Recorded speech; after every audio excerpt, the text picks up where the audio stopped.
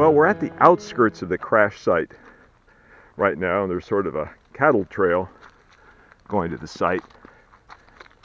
The trick is to figure out which trail to take.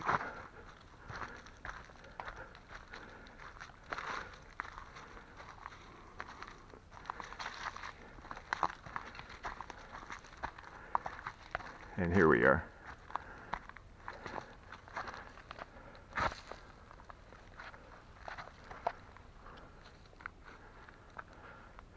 Well, there's quite a bit left here in spite of the parts that have been illegally removed. From World War II, 1944 as I recall.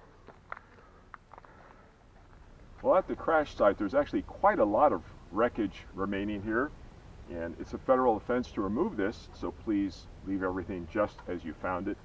Here is one particular item. I have no idea what this is, but a lot of wreckage from the aircraft, a lot to see.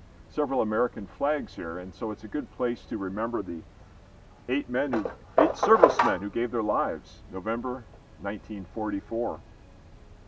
A good place to visit and reflect on the sacrifice of these 8 brave men. Well, I can see that the wreckage goes actually over quite a wide area. Quite a lot of metal parts strewn all over the place there. Very somber sight.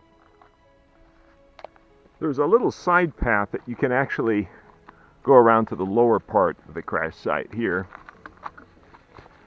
And there's quite a lot more wreckage here.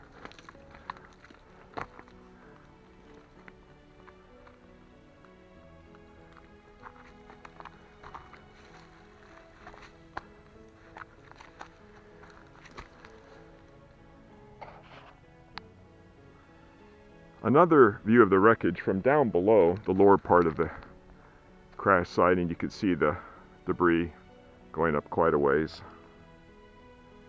At Mount Tamalpais, Basso Contour. Thanks for watching, everybody.